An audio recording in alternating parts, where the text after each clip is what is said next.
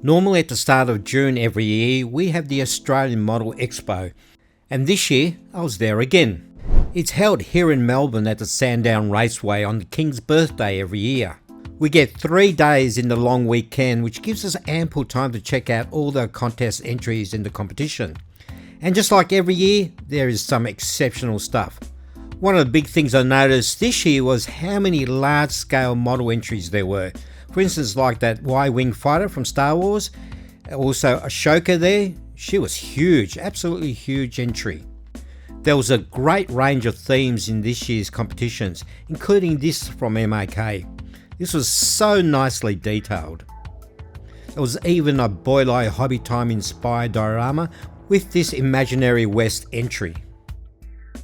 This U-boat caught my eye not just because of the size of it, but the beautiful detail inside the cutaway. Figures were abundant, both in fantasy as well as real-world figures. There were a lot of watercraft entries this year. I don't know if it was my imagination, but they seem to be everywhere this time around. This was a great version of Captain America. Really liked the build on this one. Again, a very huge scale. There were also the usual club displays, and every one of them had a theme. This one had an animal theme, and the club was Pakenham. A really nice display there. IPMS had a great one. It was the 1960s, which gave them a big variety of ideas. Good little presentation as well. Very colourful, you couldn't miss it. Smack bang in the middle of the hall. As you can see, there was rockets, planes, tanks and cars. Great variety, like I just said. Really enjoyed this display. This is the club that I'm in, the Dandenong Scale Modelling Club. And the theme was the best of Britain. And you can see good old Captain Titus there from previous build video that I did. What made this year so special for me was the fact that I was there as a trader for the first time, rather than documenting all the models. This is a selection of what scalemodelgeeks.com.au does. And I also had my buddy Pinky from Miniature Motorsports showing what he does best. He does some amazing stuff for the slot car enthusiasts. scalemodelgeek.com.au. Let's get on to the build. Like I mentioned earlier, the Dandenong Scale Modelling Club, their theme was Best of Britain. I knew the rest of the club would be doing the usual planes, boats, ships and cars and that type of thing. Not only did I need to do something different, but it had to be related to the British theme. So I've always wanted to redo my War of the Worlds diorama by H.G. Wells. I did that in a smaller scale a couple of years ago, and from that I learned quite a fair bit. So I thought what I might do is redo this in a larger scale and add more LED effects. The only research I did on the whole project was to find out the scale of this ship. This is originally the French ship the Bouveau, and I was able to scale it up to 1:350 scale. I did do some modifications to change up the silhouette of the ship. I added those towers, a third funnel, and also some lifeboats there on the top deck. Now, I know you shipbuilders are going to say, oh, this is wrong, that's wrong. I don't care, leave me alone. This is all about having fun. I did this section of the ship in one piece as a print and took about 36 hours to print out. Now, I also modified the turrets. I added a double barrel instead of the single barrel that it came with. And I also added that hatch on the back. And these are the standard turrets that also came with the model. I printed those lifeboat cranes as well. And there's some of the deck guns. I usually print up extra just in case I break something. I also printed up these teeny weeny sailors. Now they're about 4 or 5 mil tall, so they're tiny in 1:350 scale. I also bought some of these photo etching because this is something very new to me, so I'm going to give that a go. And a shout out to David who loaned me his photo etching tools. They'll come in very handy. I wasn't originally going to do a build video on this particular theme because I'd already done the War of the Worlds. But I thought, since I'm trying some new techniques like the photo etching, why not? I'll give it a go. I'll just film the whole thing. I'm using this brown sand for the deck. Now, I originally used deck tan, that colour, for the original build of War of the Worlds. It just never looked right to me, so I ended up using this brown sand, which to me feels a lot closer to a deck colour. Now the whole thing was hand painted. The whole ship was painted with a light grey primer, and that'll also be my base colour. Now I hand brushed those funnels in white, and that took a couple coats to get it to a nice solid white. Also added some black details which will be dry brushed with metal a bit later on. Also the inside of those lifeboats got a bit of brown paint on them. The bottom section of that hull needs to be painted, so first thing I need to do is mask it all off. Lucky I've got that waterline edge, made masking a lot easier in there. For this type of broad masking, I just use the cheapest masking tape I could find, and particularly here in Bunnings they're only like $4 for a pack of 3. For any fine work I do use the Tamiya masking tape that I have. Now the base colour will be that German red brown, and I just sprayed that with a nice even coat. There's not much area there to spray, so I'll get through that within a few minutes. Now I did get a bit of bleeding through the tape, but I'm not really worried about it, mainly because most of it's going to be under some waves there. The only bit that leaked, I guess, is just right there on the front, and that's about it. And once I do all the weathering, you won't even notice it. Now I get to play with my new toy. This is a painting building jig that I've developed for Scale Model Geek. It's fully adjustable, so you can use it for all sorts of different models like aircraft, ships, cars, tanks, that type of thing. It's available from scalemodelgeek.com.au, and like I said, it's fully adjustable, so it's a matter of putting these L brackets on with the provided bolts and wing nuts. It has measurements on the cross section, so you can adjust those L bars accurately and you can have them all even. They come with some articulated arms there, so you can adjust the width or even the angle of those supporting arms. There is a selection of supports there that'll suit anything from 1/72nd scale aircraft, and they're the right size to support the fuselage. There are also brackets designed for wings. The bottom of some of the supports have a serrated section there, so you can wrap a rubber band around the wing, for instance, to stop it from sliding as you're applying decals. That's basically what it looks like when it's assembled, and like I said, these are the articulated arms, so you can move it in and out and up and down to adjust to exact width that you need. Available at scalemodelgeek.com.au. Now the jig's all set up, let's get onto the photo etching. Now I found these online and they weren't that expensive. I think they were about $6 a sheet. I've always avoided photo etching pieces because they kind of seemed a bit fiddly and a bit too complicated for me. But I did think I really needed to up my game on this build.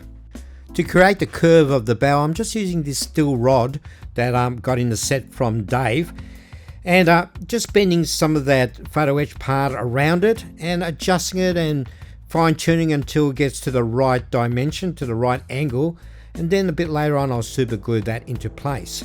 I was actually surprised at how easy it was.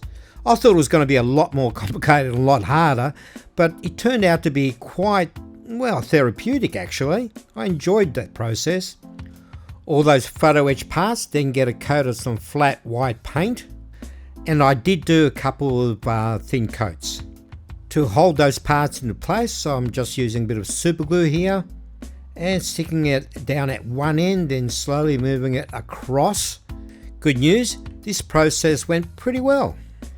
Lucky for me, I had some leftover decals from the previous War of the Worlds build, so I had the name, the HMS Thunderchild, plus those Union Jacks there.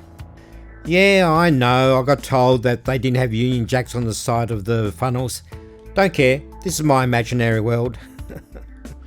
One of the great things these days is you can buy decal sheets that are blank and then just run them through a printer and create your own decals. One of the things that I like about doing the genre of sci-fi and fantasy is I get to use my imagination. I'm not one to go out and do research and get the right colour. For me, it's just about having fun building.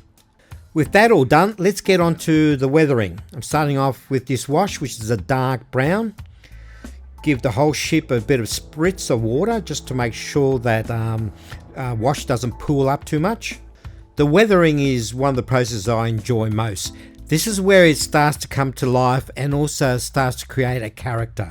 The wash always looks way too dark when you first apply it, but when it dries very light. For the second part of the wash, I'm using some of this streaking grime from Vallejo. Now this has got a green tint to it, and I'm adding it to the lower half of the hull. Again, I've given the whole ship a spritz of water before I apply this wash, and then it just runs down the edge there, just like a weathering streak should, I guess. This green wash is a nice contrast to the brown one that I started off with. Gives it a nice variation to the hull. Once that is all dry, I use some of this light grey from Ammo to dry brush the side of the hull, or actually the whole ship in fact. And this technique really makes the detail pop out. Now I use some of this Tamiya panel line accent colour. This is the dark grey, and what I do, I'll just run a bit of the liquid into the crevices or the recesses of the model, and this just adds a bit more depth. Of course, a ship isn't a ship without some rust streaks. These are weathering pencils from AK, and the first thing I do is I draw in where the streaks are to be located, and using a damp brush I then thin out the edges of that pencil streaks, and this gives me a really nice fine feathering to it. It adds a really nice realistic touch to it. These are the lifeboat cranes, and I've already weathered them off camera. And I just glued them on with a bit of super glue. And there's only two things you can use. You can either use Araldite or super glue when you're working with resin. And there it is. It's looking really good. I'm happy with that progress so far. For the rigging, I'm using some of this stuff that was recommended to me. It's Easy Line, and it's a thread that's very stretchy. In my original build, I used cotton thread, and that was a bit of a pain to use. But this stuff, like I said, is stretchy. It's like an elastic. And what I did, I just super glued it at one end and then trimmed it off to the desired length. Considering it's just thread, it's actually quite expensive, but I think it's going to last quite a while. To finish off the rigging, I then run it through that photo etch railing and stretch it slightly so I get a bit of tension in there, and a drop of super glue to hold it into place. And lo and behold, look how easy it is. I was very surprised. Another thing that I kind of dreaded, I wasn't a big fan of doing rigging, mainly because I had been playing with cotton thread, but this stuff has really made it a lot easier. To trim off the excess, as you can see, I'm just using some nail clippers there. And that, my friends, is the best rigging I've ever done. Not that I've done much. In fact, this is my second ship I've ever done. Now, onto the Martian War Machine. Now, this little thing I created in Blender, which is a 3D software. And look, I really wanted to do something different this time around. I've seen so many mechanical versions, but what I wanted to do was a biomechanical version.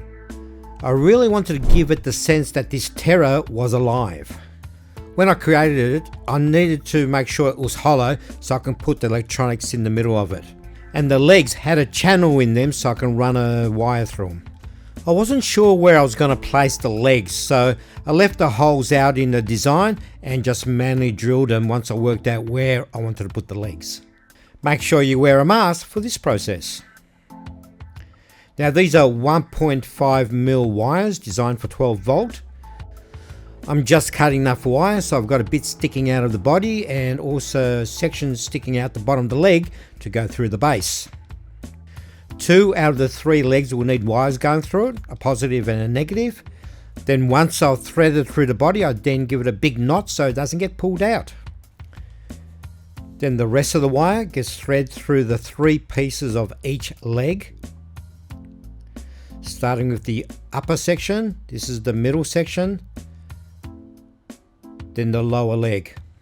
By the way, if you like the look of this Martian War Machine, it's available for sale. It'll be available at CG Trader. Link will be in the description. Couple of drops of super glue just to hold it in place. Once that's all cured, I'm using some of this Dynasteel. What this is a 2-part epoxy. I then cut off a small sliver from the roll and mix it until the color becomes uniformed. Then you've got about 5 minutes before it starts to go hard. I use this as a filler as well as a bonding agent, because when this stuff hardens, it hardens rock hard. You can sand it You can drill it, it's great stuff. It's strong as metal, so they say. For the lower legs, I use a bit of super glue and some baking soda to add a bit of strength to it. Once all that dries, that is rock hard and it's not going anywhere. With the third leg attached, it's starting to look like a Martian war machine. It's coming up well, I like it. Off camera, I gave the war machine a coat of undercoat, some grey primer. The legs and the scales on top get a coat of black paint. Nice even coat, because I want to do a bit of an alien feel to it, and I'm going to do something very similar to what I did in my first version of this. To make it look otherworldly, I'm using some of this green stuff world, and it's called Celestia Azure. It's some of the colour shifting paint, and depending on the angle you look at it, it can either be a purple or a light blue. This stuff's really cool, and I like using it on this type of theme. For the bio areas of the war machine, I'm using this red as a base colour. I like to block out colours first before I start detailing them. For the mechanical areas around the body, I'm using some of this silver from Vallejo. Again, I'm blocking this in. Even though this paint's designed for an airbrush, it surprisingly paints really well with a brush. And as you can see there, it looks nice and even. It's come up well. Now I'm just going to add some detail to the legs and the armor plating on top. I used the light metal on those plated areas as well as the legs. For the next step of the war machine, I'm using some of this solder, mainly because it's flexible and really easy to manipulate. I've taken a length of the solder, folded it in half and twisted it, and created these tentacles. And all I've done was super glue them into place after I've drilled some holes. Now, three things a Martian war machine should always have, I think, are of course the tripods, the laser and tentacles. To bring out more details in the silver, I'm using some of the black panel wash from Tamiya. And now for the bio areas, a combination of this clear red and the smoke. This will give me a really glossy, slimy finish to the bio areas. The thicker you make it, the slimier it looks. Now, some of this UV resin, this is used for bonding parts, but in this case what I'm going to do is add a dollop of the resin, the UV resin, right at the end of it, just to finish it off. I'm also running some of that resin down the length of the tentacles, just to make sure they don't look like twisted wiring. This should leave a really nice ribbing to those tentacles. This stuff from Less Resin is really cool stuff. Like I mentioned earlier, it's used for bonding, but I use it for filling as well as this type of detailing. And with the UV torch that's supplied, it hardens within about 5 to 10 seconds. Links for it are in the description. Off camera, I painted those tentacles with that same red and smoke mixture. This strange thing will be the laser blaster cannon plasma thingy that'll be at the bottom of the war machine. I stick that into place using some of that bonding resin. And that UV torch you see there is rechargeable, so you never have to replace it with batteries. That plasma weapon is hollow, and it'll help in when I create the laser blast or plasma blast coming out of it a bit later on. And there's just enough flexibility in those tentacles for me to pose them.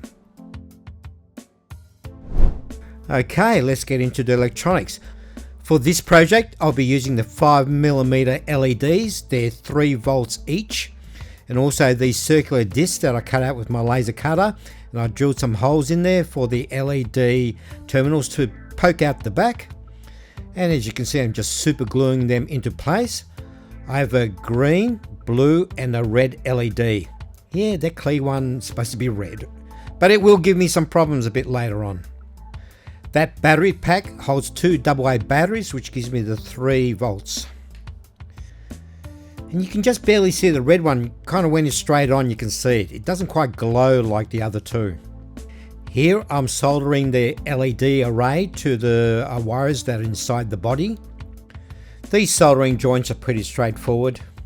When I work with lighting, I'm forever testing it at just about every step of the way, just to make sure I don't get caught out a bit later on. Now with those other 2 characters set aside, let's move on to the base. This is a big piece of XPS foam which I've already gouged out with a hot tool for the ship to sit in on an angle. Now this is PVA glue and I'm about to create the ocean waves. I'm doing a nice thick coat of this PVA across the whole board, and to create the waves I'm using some of this household tin foil. Now I've scrunched it up a bit to create all those wrinkles in the tin foil. I then do a second coat of PVA glue and lay another sheet of tin foil over the top of that to smooth it out a bit, because it's way too wrinkly at this stage. And you can see there it's far smoother. And off camera I've given another coat of PVA glue. That's why it's got that sheen to it and the glossiness of the tin has disappeared. That also helps the paint to stick to it later on when I paint the ocean colour. Some hot stick glue to secure the hull into place. I usually use a hot glue gun when I need to adhere big large pieces to surfaces. To fill up the gap between the ocean and also the hull, I'm just using some more tin foil, and that gets a coat of PVA glue again just to seal it all in and shape it a bit as well. That's what I'm doing with the handle of the brush there.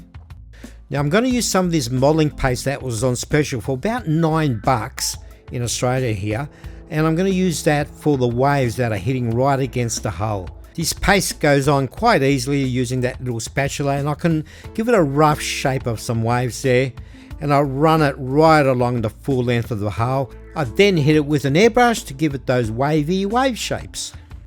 I then left that overnight to harden. Off camera I printed the lens of the War Machine in clear, then painted the inside with a green, red and a blue. Back to the UV resin. I'm going to run a bead around the edge of the lens so it doesn't look so precise. Then I'll paint that with the red and the smoke combination once again. Back onto the base. Now the base colour is going to be a combination of this black and the green, because I need a really dark green for the turbulent ocean. And I start off with a small brush getting right up to the edge of the hull. Once I've got that all done, I then hit it with a larger brush and cover the whole base there with that dark green. Doesn't look green, but trust me, it's green. And that paint's like $8 from Bunnings. I'm using a combination of these three different colours to create the variations in the tones of the ocean. I decided to go for green rather than a blue because I thought the green gave it a bit more of an ominous feel to the ocean. With the airbrush I was able to get gradual tones throughout the ocean surface. To get a more realistic ocean I usually use some of this impasto gel. Now I bought this tin about 30 years ago, cost me $9. Same company still produces it. It's now $18, twice the cost, and it's now called heavy gel instead of impasto gel. I got this from the art shed. Using an old ratty brush, I then stippled it onto the surface. Now this stuff looks very white, but it actually dries clear. And stippling it gives me some of those microwaves and makes it look a lot more realistic. Again, you need to leave it overnight for it to completely dry and go clear. And when it's all dry, this is what it looks like. How good does that look? Looks really nice. Next couple of steps, I kind of screwed it up a bit. Now I'm trying to create some of the wave peaks here, the frothy sections, and I'm using some flat white. Now I started off and I kind of thought, okay, it's looking alright, but the more I looked at it, the more I hated it. Then the next issue I had was I decided to use cotton wool to create some of the waves that are hitting the bow, or rather the whole hull of the ship. Again, when I started doing it, I was kind of thinking, oh yeah, this doesn't look too bad. The longer I looked at it, the more I hated it. To stick all that cotton wool into place, I'm just using some PVA glue. And I don't know, I just didn't see it at this point that it was looking pretty rubbish. Talking about cotton wool, here it is. I'm making that explosion now that goes onto the side of the ship. Now I've kind of stretched it out a bit, puffed it out a bit in the middle. It's a bit hollow. Now I've given it a spray of some yellow paint. Now as this dries, this stiffens up the cotton wool as well. Then I'm hitting some of the outer edges with some red and testing it with some filament to see what it looks like. And this section has restored my faith in cotton wool. It's looking very, very good. Now I've decided to add some figures to the diorama just to give it scale. Now I've got these little figures there. They're like 4 to 5 millimeters tall. I think I said that earlier. And I'm just going to paint them in white, add some pink to the faces and hands. Onto the LED. Now I do sell these on scalemodelgeek.com.au. They are very easy to use. One end has a hole in it, that is the positive side. And I've cut up these 6mm acrylic tubes so I can slide the filaments in the middle. And I'm doing that just to make it a lot easier for me to pose the LEDs on the side of the model. Those battery packs are also available from scalemodelgeek.com.au. Now this wire I've already painted black. That's going to be my support for the plasma beam, as well as the power to the negative end. The filaments I'm using in this case are flexible, and a quick test to make sure everything's under control. And then I twist it around that wire and then secure it in place with some glue. Now I've already soldered these to the wiring that I had drilled through the hull of the ship. I then use a hot stick gun to secure those acrylic tubes into place. That'll make them nice and sturdy when I add the explosion cloud to it. Quick test to make sure everything's okay there. So far so good. I then slide the so-called explosion over the top of that flexible filament, and to hold it in place I use some PVA glue, and I also adjust that cloud to go around the funnels so it's like blasting through it. Again, another test. With everything working well, it's time to secure the Martian war machine into place. I thread through the wiring that's coming out of the legs of the machine. That tripod has a really good surface area, so it's quite stable on top of that base. To secure the war machine in place, I then use some 5-minute araldite. Using superglue, I start adding the final details to the ship, like the huge gun turrets, as well as the deck guns, and also the teeny weeny little sailors. And I'll probably glue down maybe 8 or 9 of them. I then connect up the power supply, which is those 2 AA batteries that gives me the 3 volts of power. I then use some of the heat shrink tubing to hold and protect those terminals. And then finally another test, because like I said, you can never test enough. The Martian war machine looks so powerful and menacing with the lights off. I decided to get rid of those cotton wool waves with some heavy gel, just flattening it down. I also airbrushed out those waves that I hated so much. With that just about done, let's go and check out the final video turnarounds.